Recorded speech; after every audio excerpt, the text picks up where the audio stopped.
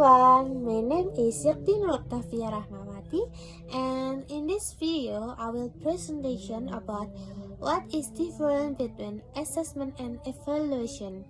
Assessment is information gathered by the teacher and student to give instruction. Assessment adalah suatu penerapan atau penggunaan dalam berbagai cara dan alat guna mendapatkan serangkaian informasi mengenai hasil dari pembelajaran serta pencapaian kompetensi dari peserta didik. Pada dasarnya, assessment merupakan suatu istilah dalam penilaian. Istilah assessment ini sangat berkaitan erat dengan istilah evaluasi, yang merupakan metode dalam mendapatkan hasil belajar dari siswa. Sehingga proses assessment ini dilaksanakan dengan tujuan agar dapat mengetahui sejauh mana sih prestasi belajar dari peserta didik tersebut.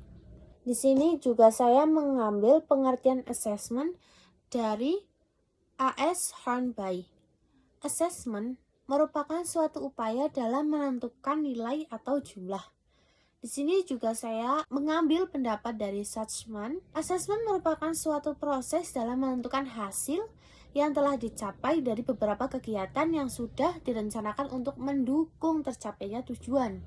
Di sini juga ada pendapat dari Granland menyatakan bahwa assessment merupakan bagian dari proses sistematik pengumpulan, penganalisaan, dan penafsiran informasi untuk menentukan sejauh mana siswa dalam mencapai tujuan. Di fungsi assessment ini ada dua, yaitu fungsi formatif dan sumatif. Formatif itu apa sih?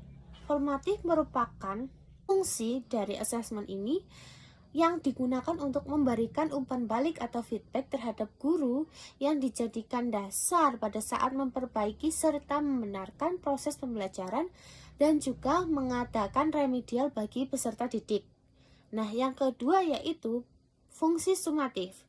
Fungsi sumatif ini berguna dalam penentuan nilai dari belajar siswa dalam suatu mata pelajaran tertentu, sehingga selanjutnya dapat dijadikan sebuah laporan untuk menentukan kenaikan kelas serta menentukan lulus atau tidaknya peserta didik tersebut.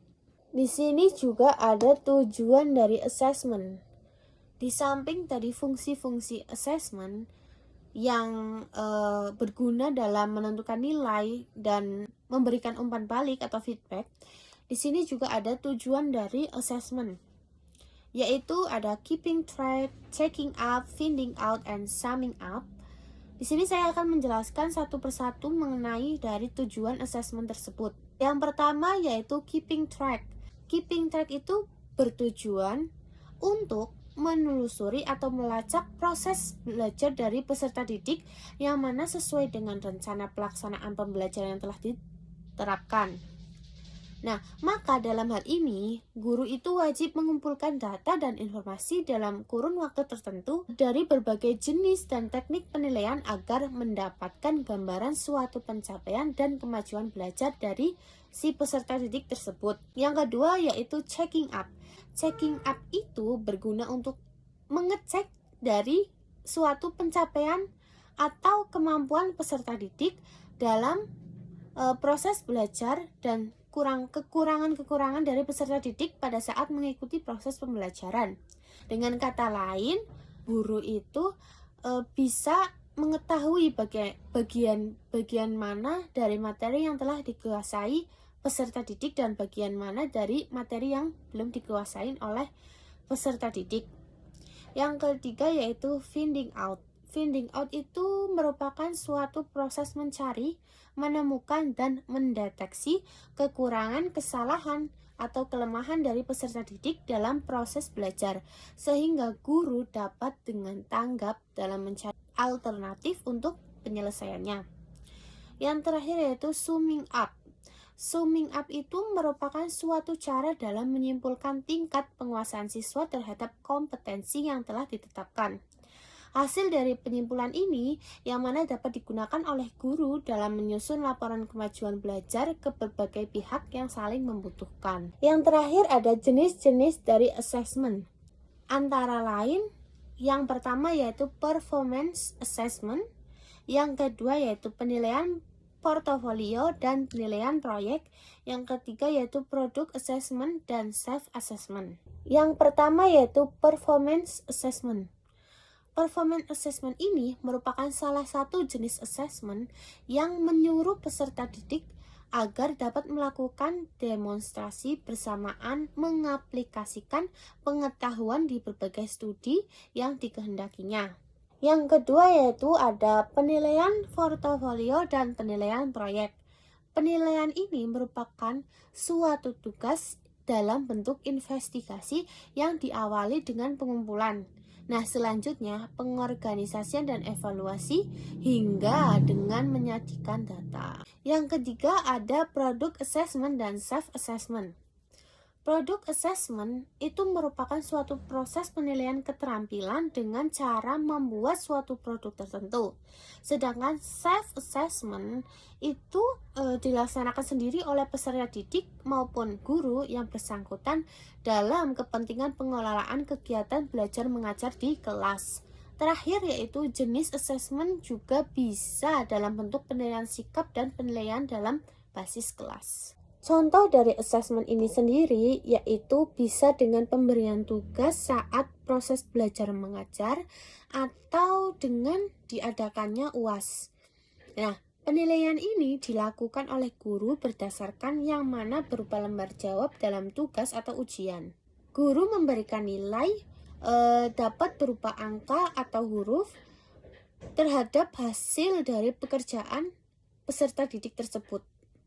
Nah, apabila semua hasil dari assessment itu sudah dinilai dan diukur, selanjutnya akan memasuki tahap yang namanya evaluasi. Nah, evaluasi ini sendiri itu merupakan serangkaian kegiatan yang ditujukan untuk mengukur suatu keberhasilan program pendidikan.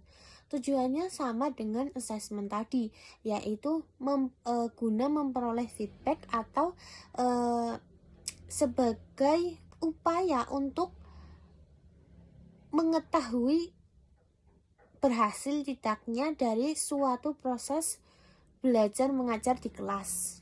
Evaluasi belajar baru dapat dilakukan dengan baik dan benar apabila menggunakan informasi yang diperoleh melalui pengukuran yang menggunakan tes maupun non-tes sebagai alat ukurnya. Evaluasi ini merupakan proses paling akhir dalam proses belajar siswa.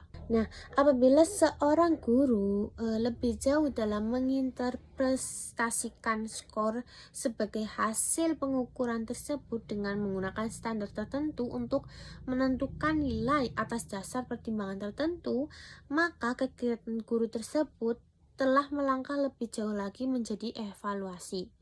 Evaluasi ini merupakan tahap paling akhir dalam proses belajar peserta didik. Nah, bisa dilihat ya diagramnya.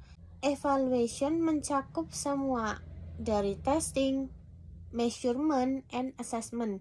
Sedangkan assessment mencakup testing dan measurement. Jadi dapat diartikan bahwa evaluation merupakan tahap paling akhir dari proses belajar peserta didik. Okay, that's all for my presentation regarding the difference between assessment and evaluation.